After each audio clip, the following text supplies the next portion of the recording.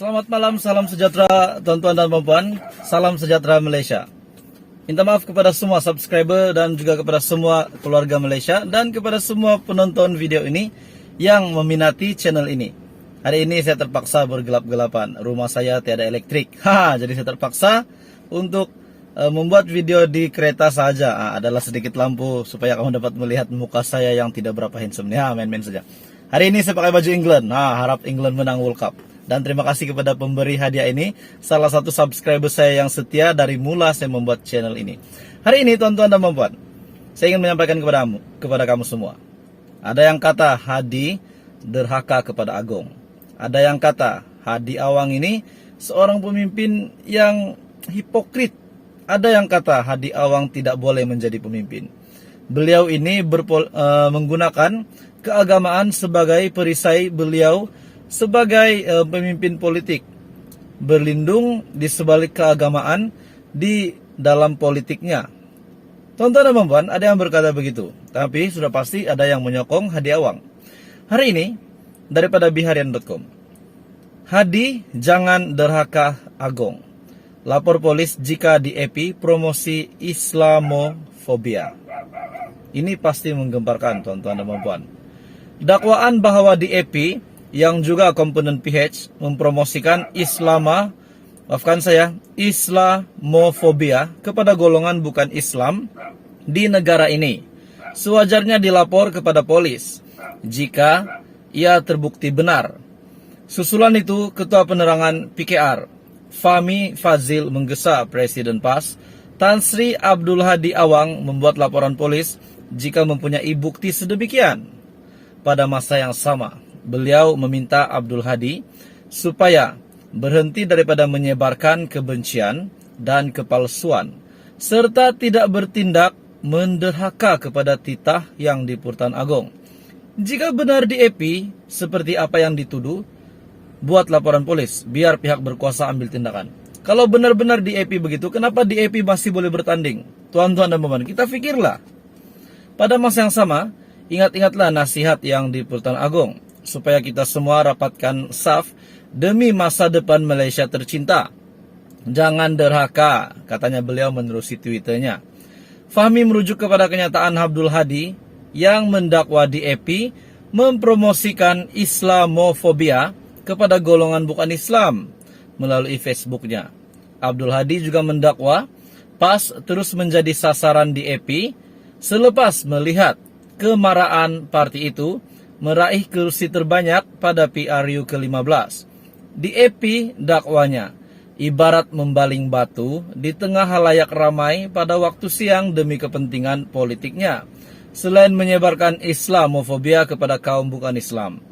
Semalam, Abdul Hadi turut memuat naik kenyataan mempertikaikan pelantikan Datuk Seri Anwar Ibrahim, Perdana Menteri Malaysia ke-10, sebagai Perdana Menteri.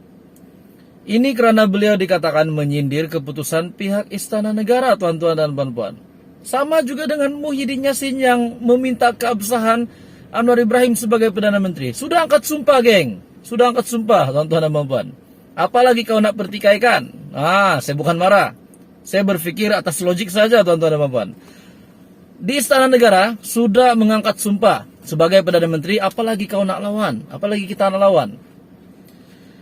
Beliau dikatakan menyindir keputusan pihak Istana Negara, menyindir keputusan yang di Purtan Agong Al-Sultan Abdullah Riayatuddin Al-Mustafa Bilasha.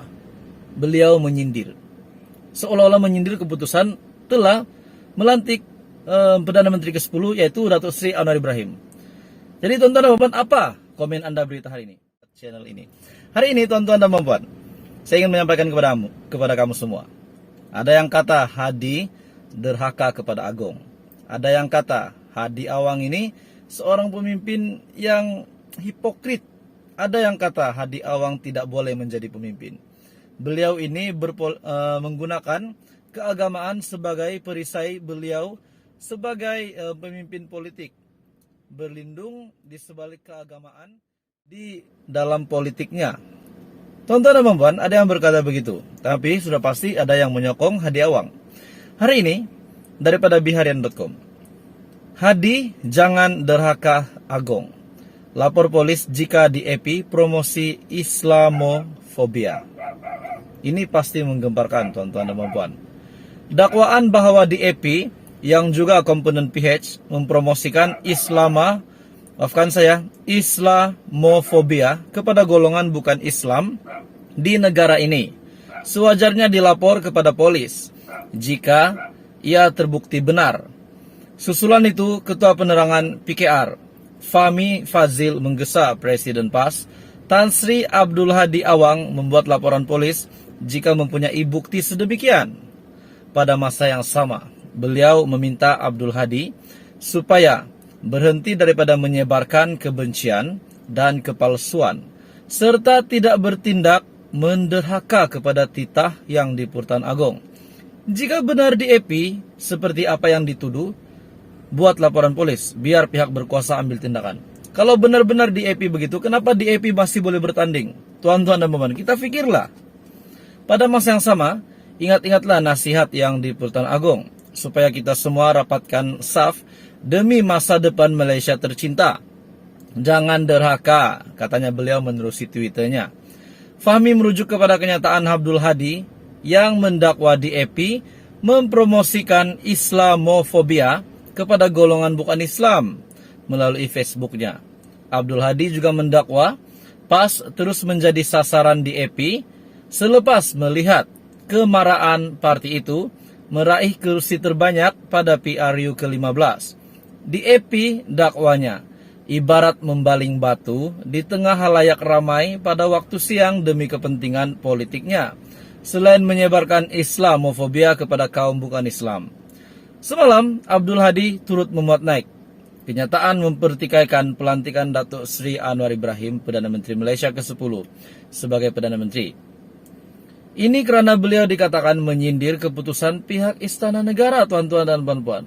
Sama juga dengan Muhyiddin Yassin yang meminta keabsahan Anwar Ibrahim sebagai Perdana Menteri. Sudah angkat sumpah, geng. Sudah angkat sumpah, tuan-tuan dan puan-puan. Apalagi kau nak pertikaikan? Saya bukan marah.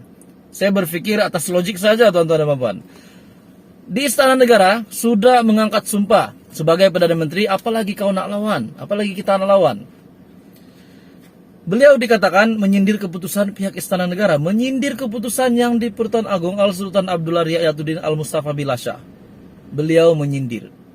Seolah-olah menyindir keputusan telah melantik Perdana Menteri ke-10, yaitu Datuk Seri Anwar Ibrahim. Jadi tuan-tuan dan puan, apa komen Anda berita hari ini? Menggunakan analogi perlawanan bola sepak, Abdul Hadi mendakwa cara pelantikan Anwar umpama memberikan masa tambahan bagi membolehkan PH mengumpul lebih banyak ahli parlimen bagi menyokongnya. Apa komen Anda berita hari ini? Anda boleh komen di bawah.